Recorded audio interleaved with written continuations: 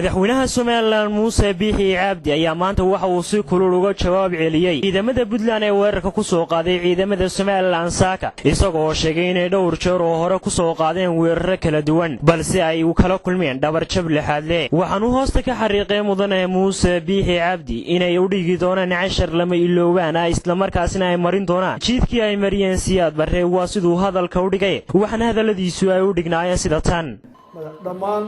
شعبك الصومالي ميل وجوجبا مالته واحد وشجيا وأن كور قليلا إن جمهورية فدرالية الصومالية أي وير القاون وحقوق كسر قاضي قرق الصوماليلاند علم سدقة شيء هون ساك وبرق الدرجة كنا حتى أوصله وحنشجع قرق الصوماليلاند إلى علم ماذا الصوماليلاند لما كجارين جوي كنا صورين بقولنا تابكهم أو أي وير هم كفرتين شبيهن عالم كانوا واحد وشيءنا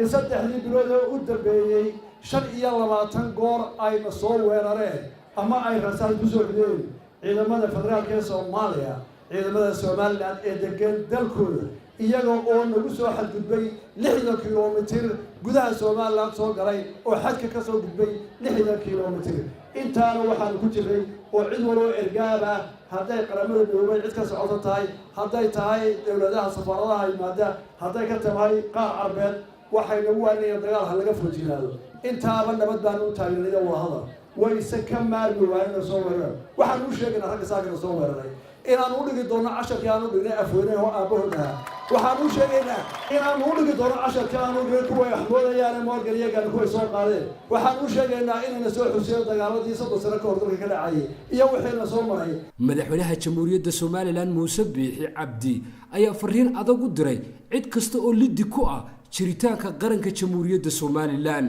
waxaan u sheegaynaa cadawayga maanta 15 May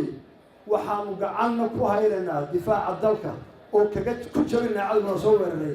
gacanna waxaan ugu dabaaldegaynaa qarannimadayada oo cuudeeda arkaysa ma doonayna dagaal waxa sanaga balana ku yar iyo ku weyn haddii la soo doonto oo dalkayga la fargeliyo in colaadaas ay noqoto tu lagu gubto oo in badan socota ilaa xagee gaaray dhammaan shacabka Soomaaliyeed waxaan ku waanaya oo ku boorinayaa inay iskala taagaan ciidamada qarankiisa oo dalkooda daafacaan meel ay joogaan وخضر إسماعيل محمد خضر رمبا يولي بعداني مقبهية عالمية بدأ عصنون فور تي في مقالة هرقيساء